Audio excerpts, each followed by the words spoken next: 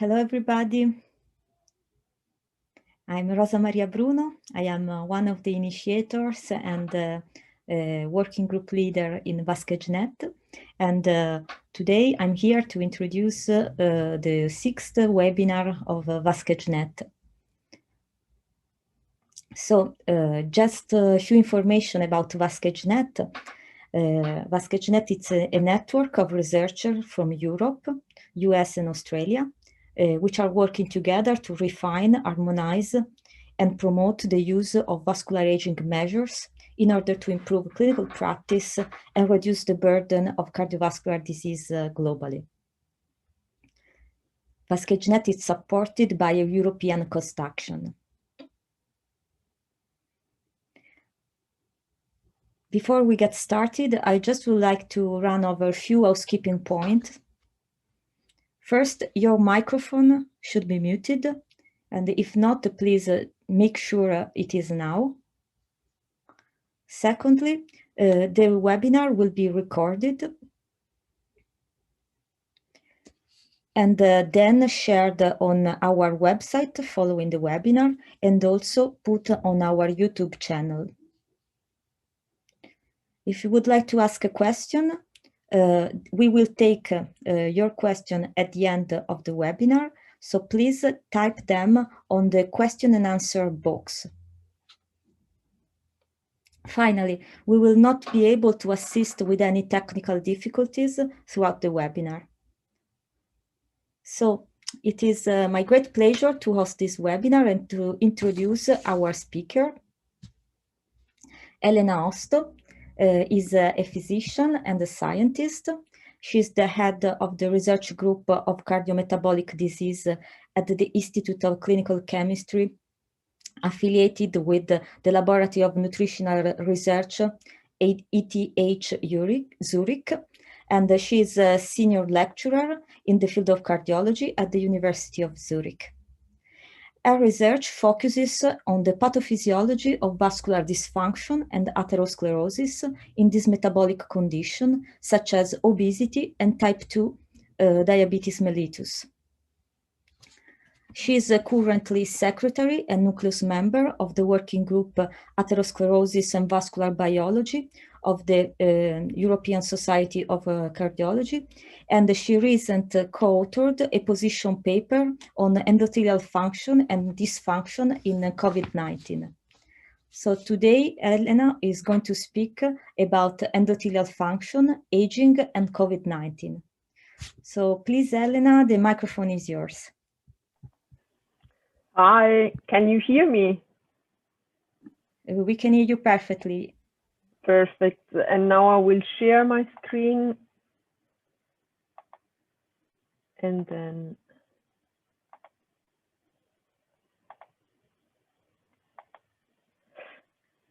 so you also see my screen, right?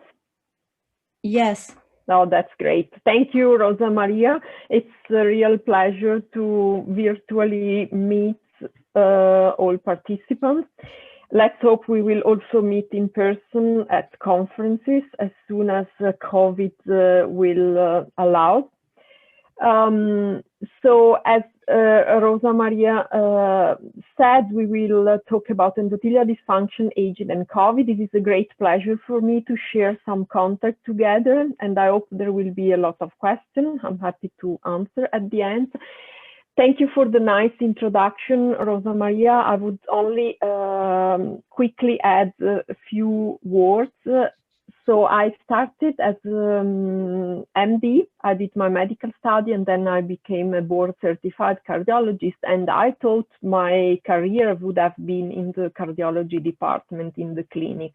But I didn't consider the beauty of cardiovascular research, because during my time as assistant cardiologist, I spent 1 year abroad in the laboratory of Tom Luscher in Zurich, and there I was fascinated by experimental research, and this completely changed my career, because then I decided to do also a PhD in cardiovascular science, a postdoc, and here I am now. I'm principal investigator. I have my own research group, and I can really do clinical research, but also experimental research. And so this is my take-home message number one for the young investigators that are listening. So gift you a research experience, because you never know, this can really change your life.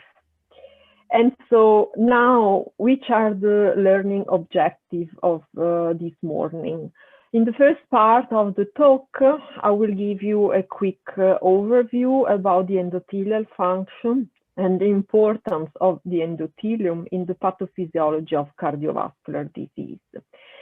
Then I will bring you some examples of research that I conducted, in particular focusing on endothelial aging. And we will conclude our talk today talking about endothelial dysfunction in COVID-19 that is keeping us busy these days. So cardiovascular disease is the first cause of death in all the world. We have now per year around 18 million cardiovascular deaths, and unfortunately, this is not going to decrease, because by 2030, these numbers are expected to be even higher, and cardiovascular disease will remain the first cause of death. So this is a problem we need to definitely take action against this increasing epidemics.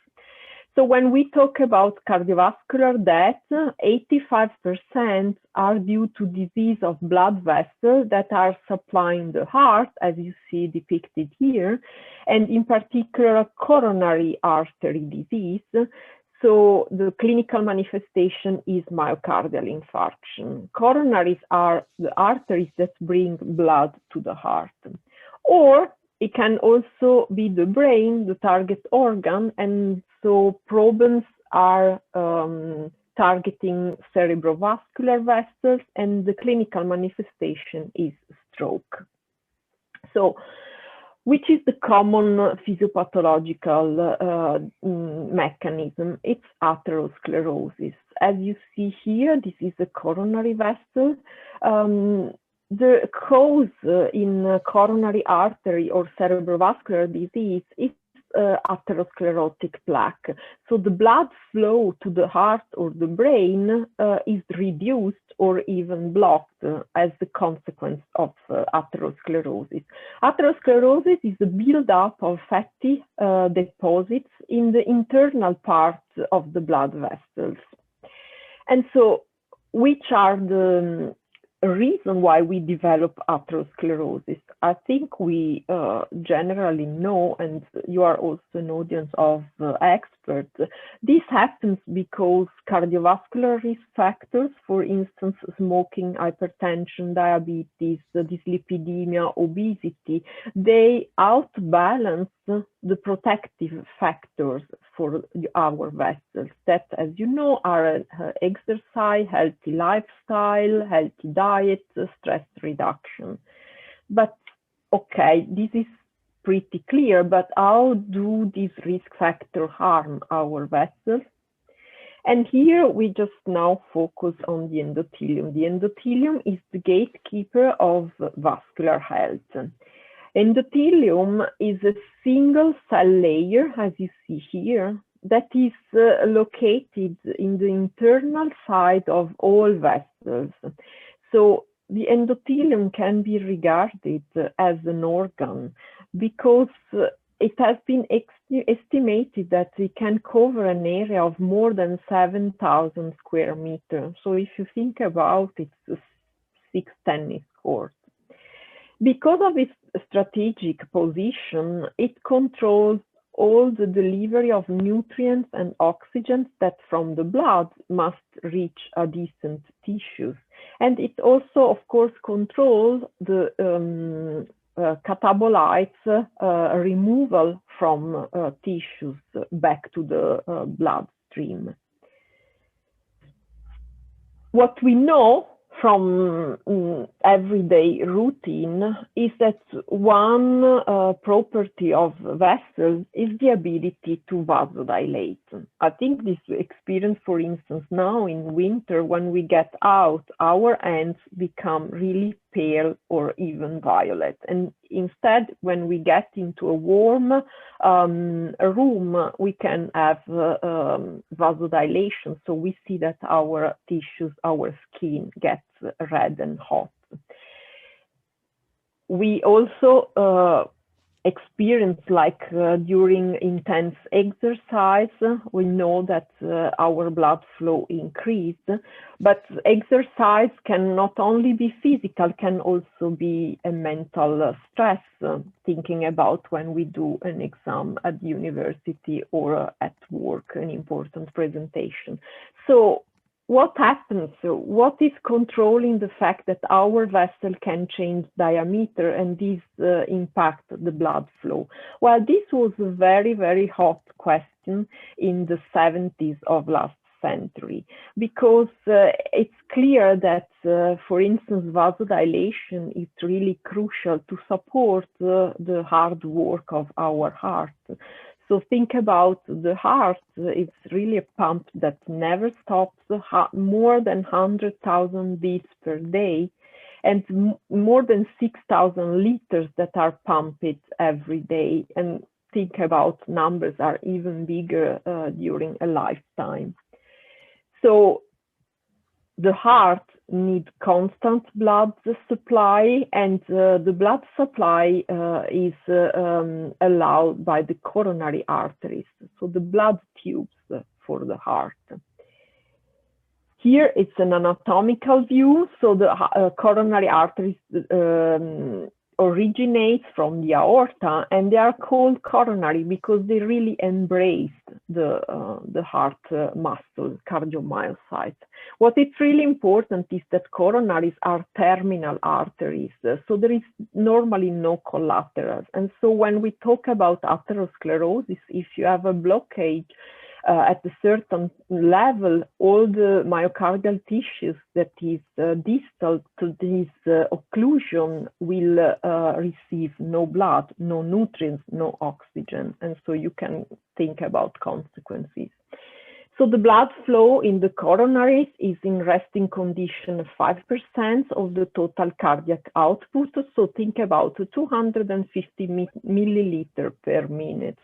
But these can increase up to 3-5 times upon intense exercise. So we really need to have vasodilation that is working very efficiently. So this burning question was tackled by the lab of Robert Furchgott in the 70s, I told you. What they were doing in the lab, they were using rabbit aortas, and they were testing these aorta ex vivo. They were mounting rings or strips of the aorta into this force transducer. So here the vessel was kept alive, and it was possible to record force induced by contraction and relaxation in response to different mediators. And what they were using was acetylcholine. This is the original paper, 1980, published in Nature. So what they observed is that when they were mounting a ring or strip, there were times where these vessels were relaxing upon increasing doses of acetylcholine, as you see here. Instead, there were other times when you see, even giving this cumulative dose, there was no relaxation. Relaxation was only happening when they were washing the preparation. And so they really thought about what was happening, and what came out was that in some cases, during the mounting of the vessel specimen, there was some damage that was done at the internal part of the vessel. So they deduced that there was something, and this turned out to be the endothelium, that was producing substances able to vasodilate. And this was the seminal discovery. So the endothelium has an obligatory role in inducing vasodilation of artery smooth muscle cell in response to acetylcholine. Other labs, together with the lab of Furchot, then find out that this mediator is nitric oxide. Nitric oxide is an unstable free radical, highly reactive and lipid soluble. Thanks to nitric oxide, vessels are able to vasodilate. These three gentlemen got the Nobel Prize in 1998 for these discoveries concerning nitric oxide, that is a signaling molecule in the cardiovascular system. This was the beginning of vascular biology and the comprehension of molecular processes of cardiovascular disease. So as an interesting note, they received the Nobel Prize, and Alfred Nobel was suffering of angina, of thorax pain, and nitroglycerin that was produced in his company in Stockholm was known to relieve chest pain since many centuries. And what Alfred Nobel also knew was that people working in his company and himself were sometimes suffering from headache. And so he refused to take nitroglycerin. What Alfred Nobel didn't know, and it was only discovered 100 years later, is that headache was due to the fact that nitroglycerin released nitric oxide. And this is also the reason why nitroglycerin is used till our days to vasodilate. So after this seminal discovery, there were many other labs and many other researchers that investigated endothelial cells and described what an healthy endothelium does. An healthy endothelium is quiescent. There is production of the endothelial-derived relaxing factor. NO is the first and very important, but nowadays we also know that there are other important vasodilators like hydrogen sulfide, CO. There are tight junctions because I told you that endothelial cells are a gate control of trafficking. There is an intact glycocalyx on the surface controlling which cells can adhere, and in normal condition there is no adherence of immune cells or platelets. So in normal condition, endothelial cells have an anti-inflammatory phenotype. Endothelium is very important also in angiogenesis. It has an antithrombotic and anti-aggregant activity. And what is really recent is also the evidence that endothelium acts as a paracrine organ. So it can also secrete substances that can go to adjacent tissues or can also communicate with immune cells. So there have been many researchers involved, but let me just remember Professor Paul Van Hout. He was one of the first and he was a pioneer. And it was my pleasure to have him as a mentor. Professor Van Hout passed away just 1 year ago, and we still remember him with great love. So we have recently, as also Maria Rosa said, we have published a position paper about endothelial function in cardiovascular precision medicine in cardiovascular research in spring this year. This was a joint work between the working group on atherosclerosis and vascular biology, but also 3 other working groups of the European Society of Cardiology. So unfortunately, due to time constraints, I cannot go into all details about endothelial function, but I really suggest you to read this position paper, because this is really a comprehensive review. We also focus our attention in this paper about what happens when the endothelium becomes dysfunctional. So when we have cardiovascular risk factor, as we saw in a few slides before, so obesity, smoking, diabetes, and so on, then our endothelium is injured and it becomes activated. So at the surface, as you see, there is a degraded glycocalyx, and this will attract immune cells. There will be a pro-inflammatory phenotype. What happens inside the cell is that an activated dysfunctional endothelium is not able anymore to produce nitric oxide, but there is instead rather a high production of reactive oxygen species that are damaging endothelial cells. They are inducing a pro-apoptotic phenotype, and when these conditions go over years, so decades, then we will have the formation of an atherosclerotic plaque, and we will have clinical events like myocardial infarction or stroke, as we discussed before.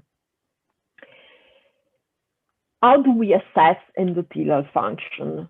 Vasodilation is the most common and accepted surrogate measure. And Rosa Maria, in the webinar number 4, extensively explained you how, for instance, flow-mediated dilation is performed. So I will not repeat further. What we discussed together is an ex vivo method to measure vasodilation. So we can cut rings of aorta or taking other vascular beds, mount them in forced transducer, and while the vessels are still alive, test the endothelial function. We can test acetylcholine as they were doing in the earlier days, but we can also nowadays have a broad range of other vasodilators like adenosine, insulin, and many others. And the principle is always that if the endothelium is healthy, after our stimulation, there will be enough production of nitric oxide or of the other vasodilators. And so the vessel will increase their diameter. In the clinic, of course, we cannot cut a ring of the vessel and put it in the wire myograft. So what is currently done with the catheter, you can go at the origin of the coronaries, and then you can inject a contrast medium. And we can give nitroglycerin, and if the endothelium is healthy, the production of nitric oxide will, as you see, induce vasodilation. This is, of course, an important method, but it's very invasive. So we cannot put a catheter into the aorta in patient, for instance, to check whether a drug treatment has been effective. It would not be ethically really good. So there are also other methods that were developed that are non-invasive. And this is, for instance, the possibility to visualize the coronary arteries with echocardiography, so from a transthoracic approach. And we can visualize the flow in the coronaries at baseline, and then we can give a vasodilator, for instance, adenosine. As you see, the blood flow will increase, and the ratio between the velocity under adenosine infusion versus the velocity in basal condition will be the coronary flow reserve. The normal coronary flow reserve should be above 2.5, and under exercise, as we discussed, we have 3 to 5 times increase. So now I will give you an example of how to test endothelial function in research to understand more of factors controlling vascular function. And we focus in this study about endothelial aging. Endothelial aging is a dysfunction of endothelial cells related to a damage observed during increasing age. Why it's important to understand what happens during endothelial aging? Because this will allow us to reduce the cardiovascular morbidity and mortality in the population that, as we know, is getting older and older. So this has important economic implications because it will reduce public health costs, but it will also improve health-related quality of life in the aging population. The vascular aging has been the topic of the webinar 1, so for further details, I invite you to maybe see again or see for the first time this interesting webinar. What is really important here is that during aging, there is a generalized vasoconstriction. So the nitric oxide production is somehow impaired. From mice, we know that the relaxation in response to acetylcholine via nitric oxide release are reduced, and this is a consequence of enhanced production of reactive oxygen species that, as I told you, can inactivate nitric oxide. So when you have high quantities of these reactive oxygen species called anion superoxide, it will quickly react with NO to form peroxynitrate. And so peroxynitrate has not the same protective function for the endothelium that NO has. Actually, it's very damaging, it's very toxic.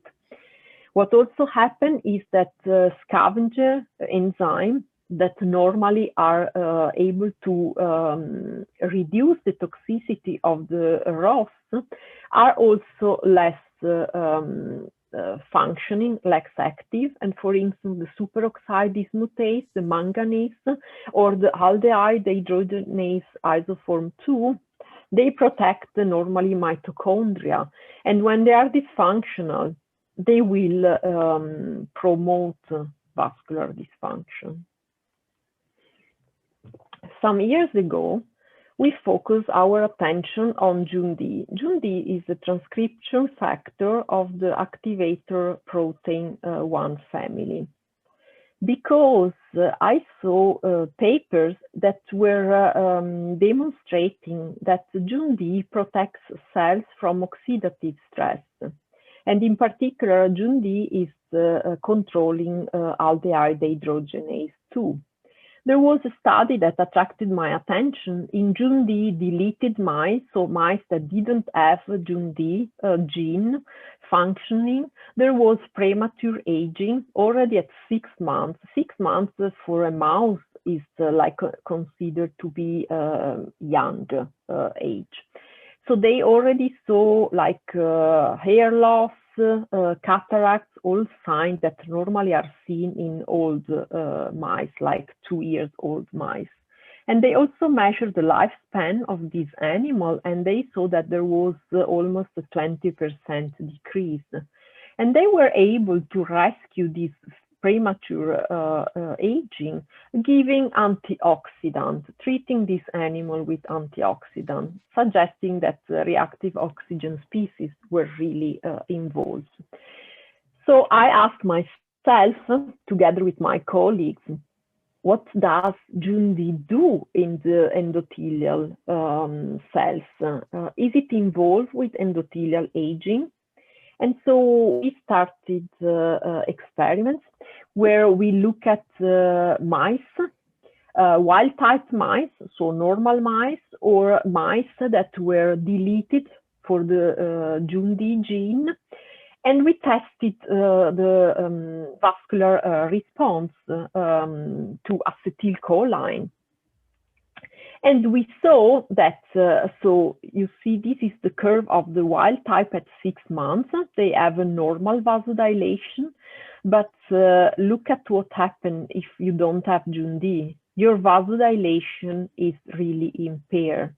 And this, it's even worse in aging. So these are the wild type animal, old, as expected. They have a physiological decrease of their function, but see what happened in old mice that were lacking JUND. So they are really relaxing very, very little. When we treated this vessel with superoxide dismutase, as you see, we were able to restore vasodilation. And this pointed out that there was high oxidative stress, and so reducing this oxidative stress was really protecting the endothelial function. At the molecular level, what we did, we checked endothelial nitric oxide release, and as you see, in already at 6 months, there was much less nitric oxide production in mice, and this was even worse with older age. This is the phosphorylation of endothelial nitric oxide. And as you see in the JUND, there is very low phosphorylation already at 6 months. And this is even worse when aging progresses.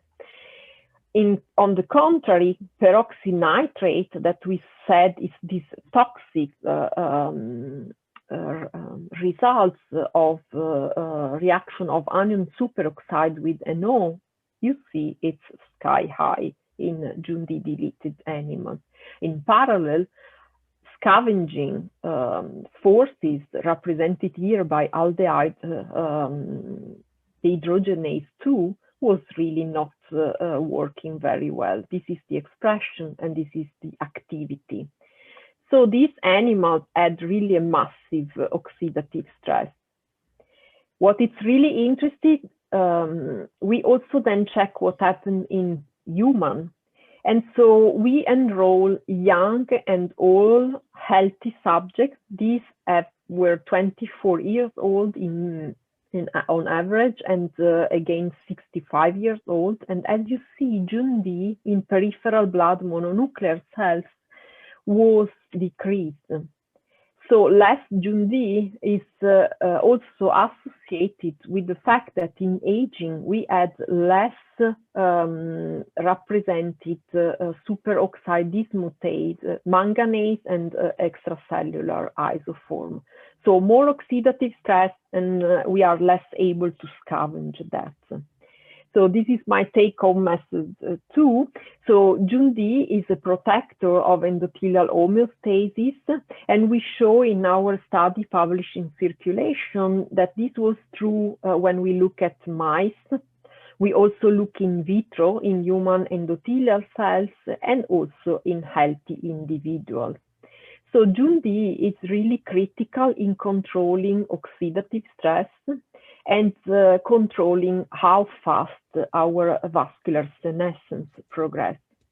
So these findings are really, as you see, important, because when we define determinants of vascular aging, we can then think about modulation, pharmacological, for instance, in order to modulate JUND expression and then maybe be able to prevent cardiovascular disease and aging. And now In part 3, we will focus our attention on endothelial dysfunction in COVID-19, the hot topic these days. So coronavirus disease, it's targeting the respiratory tract, as we know. The severe acute respiratory syndrome coronavirus 2 infects at the beginning our upper respiratory tract and then progressed to the lung and infect pneumocytes. The receptor is the membrane-bound angiotensin converting enzyme 2, ACE2 receptor, as you see depicted here. When it attaches to the ACE2, it will then get internalized and start replication and propagation. In the severe form of COVID-19, what we observe is a progressive infection of pneumocytes. This will lead to apoptosis, necrosis, and the clinical manifestation is interstitial pneumonitis. There is an immune reaction that is really enhanced and leads to diffuse edema. Edema, because there is liquid in the alveolar region, is blocking, is reducing the gas exchange. And eventually this will lead to acute respiratory distress syndrome, ARDS. And these are the worst cases that we see in the intensive care. What is really important to notice is that the ARDS normally develop 7 to 14 days after the onset of symptoms. And this is a clear indication that the adaptive immune response is really critical in determining this worst outcome. When we have a severe COVID manifestation, what has been also observed is that the situation, the disease is not only confined in the lung, but there is a rapid progressive systemic inflammation. There is a cytokine storm, there is sepsis, and we have multi-organ failure and in some cases death. What has been really also observed quite early is that cardiovascular manifestations are very common in at least up to 50% of cases. And cardiac manifestations are acute coronary syndrome. There are also cases of myocarditis, arrhythmias, heart failure. So this is well described and detailed in this review about the cardiovascular involvement in COVID-19 that has been published in Cardiovascular Research. And I really suggest you this reading for further details.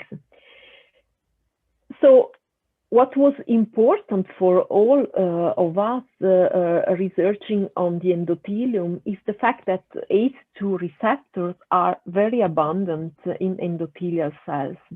And so we start asking ourselves, which is the role of endothelial cells? Because endothelium is crucial for maintaining cardiovascular health. In COVID-19, we have heavy involvement of the cardiovascular system. So are endothelial cells affected by the SARS coronavirus? Why?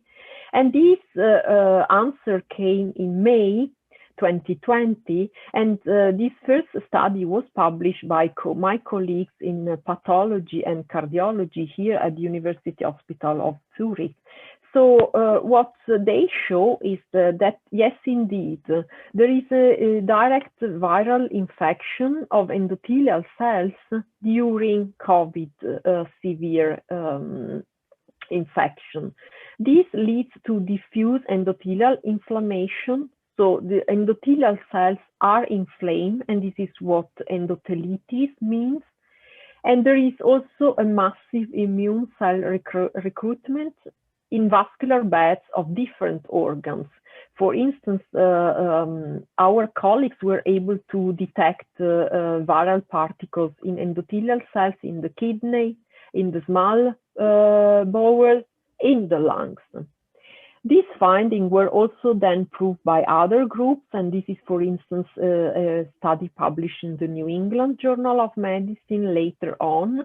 As you see, these are red cells, and this is an endothelial cells, and here you can see the viral inclusion and the sign of endothelial cell destruction. So the working group of atherosclerosis and vascular biology then published a position paper that I was really honored to be part of, and it's published here. So I really recommend you this reading, because now in the few minutes that I have left, I cannot give you all the evidence. I will only summarize what is really very well reviewed there. What is now clear is that endothelial cells are involved during COVID-19. They are target cells because the virus is able to infect endothelial cells and destruct endothelial cells, but they are also a factor of COVID infection, because when they have the particle inside themselves, or also when they are not yet infected, they can still be part of recruitment of endothelial cells.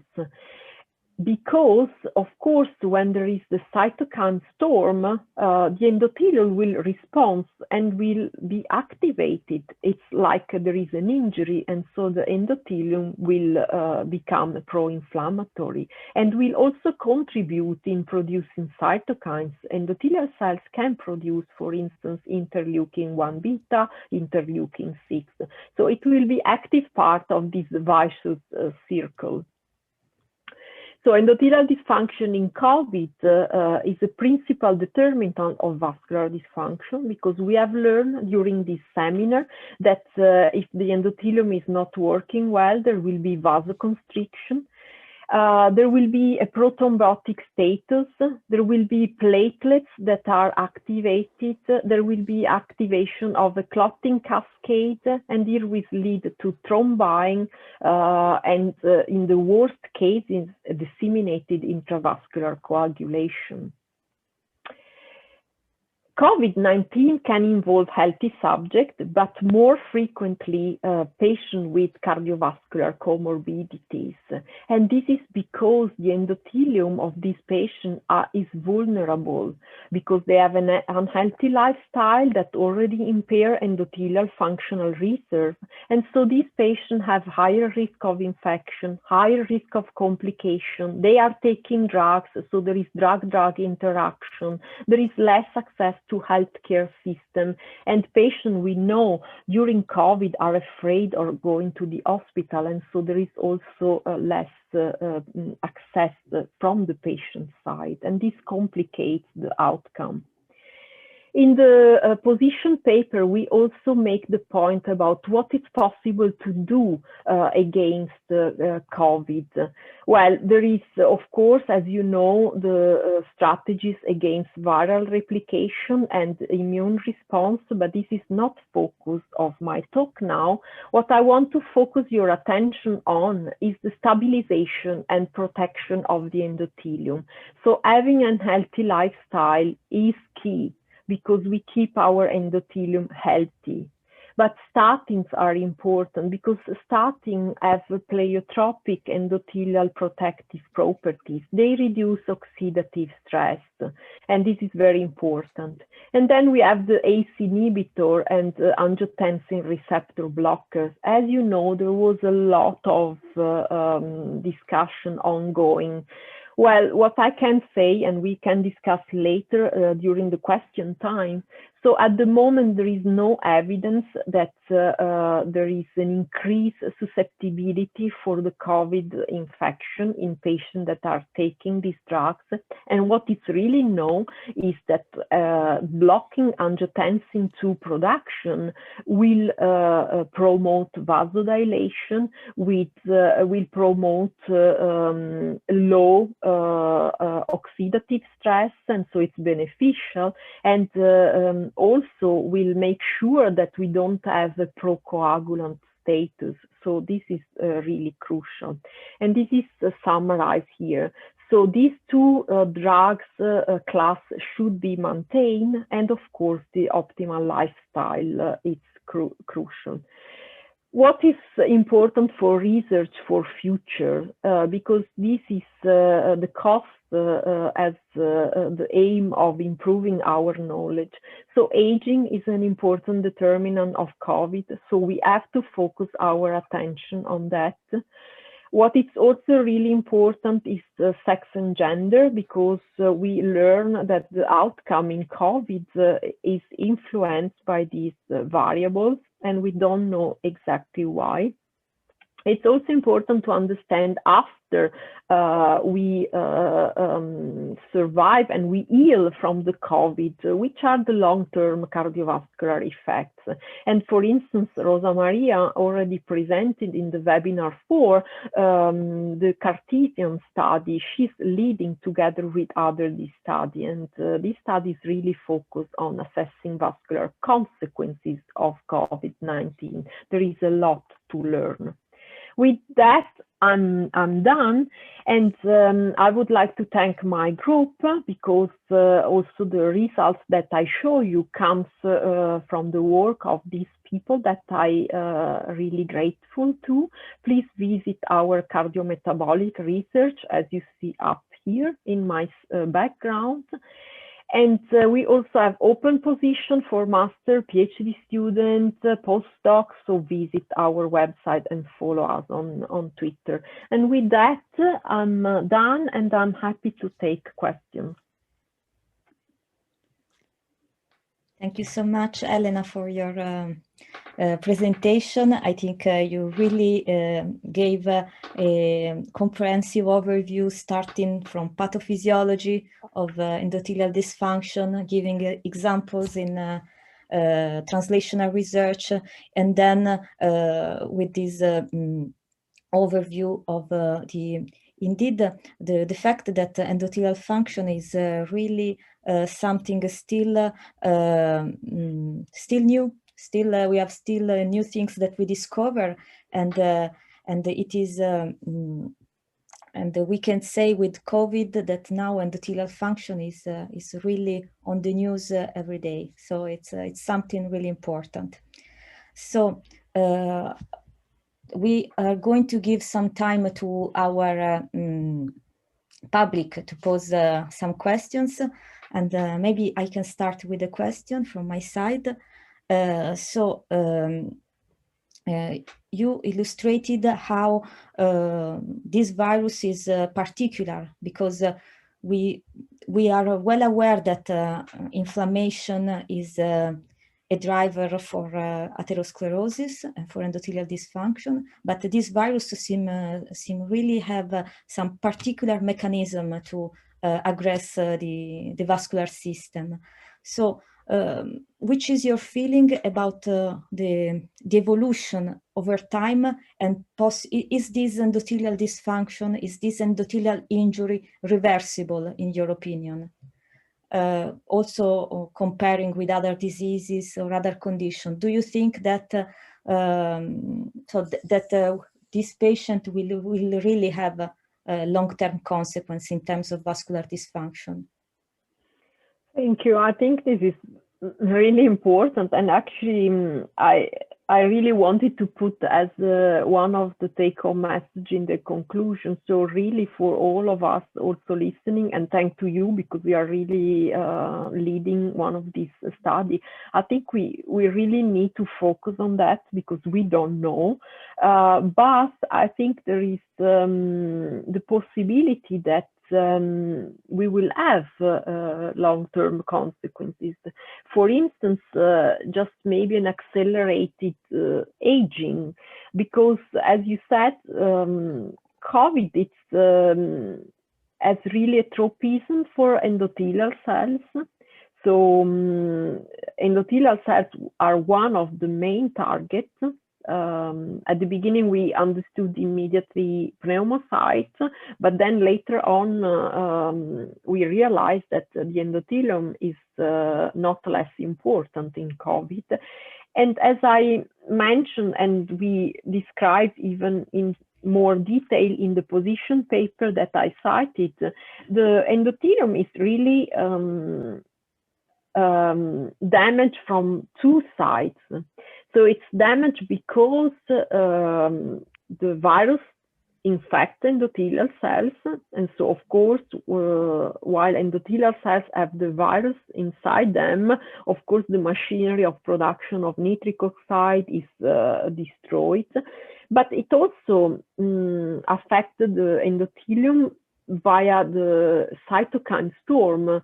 When the immune system responds in this aberrant way, and there is this generalized inflammation, of course, the endothelium being at the interface between blood and tissue, it's very much exposed to the immunomediated insult.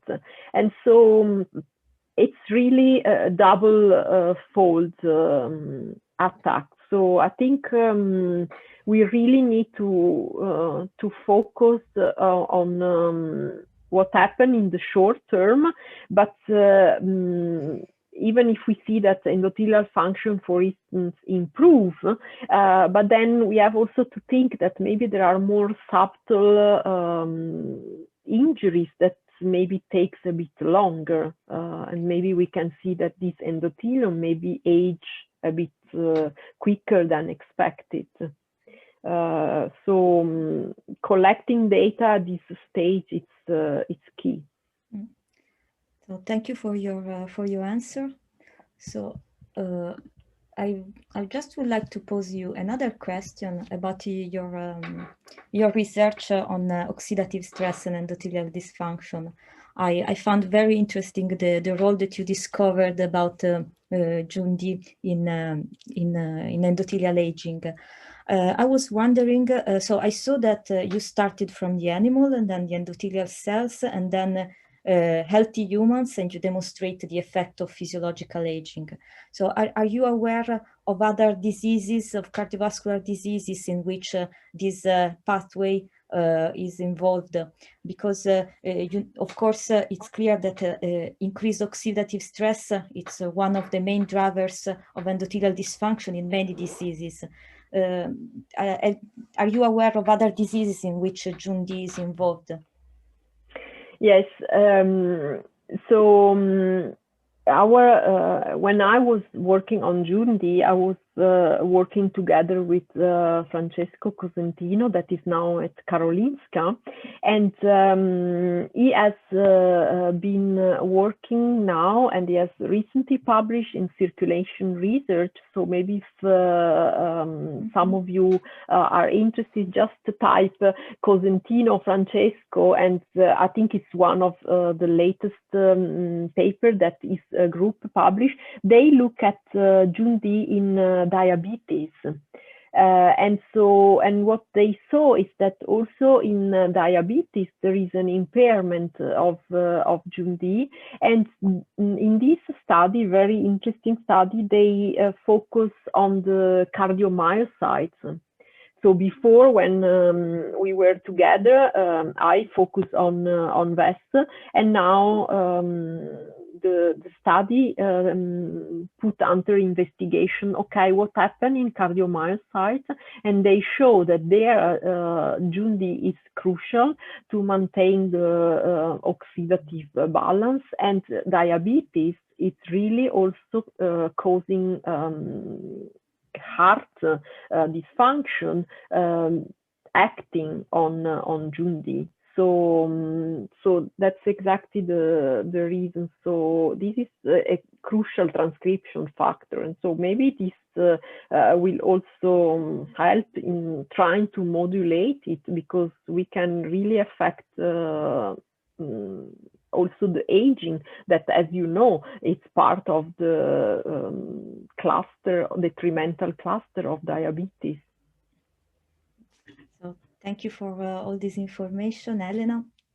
So I think that now, for the interest of time, it's probably time to close our webinar. And I really thank you for this excellent presentation. And the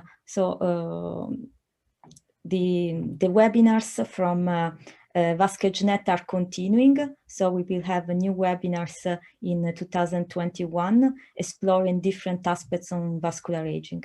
So thank you, everybody. Thank you, the attendants, to follow this webinar, and thank you, Elena. Bye. Thank you. Thank you. And for questions that comes later on, just write me in Twitter, or just drop an email. We keep in contact. Bye. Great. Bye, Elena.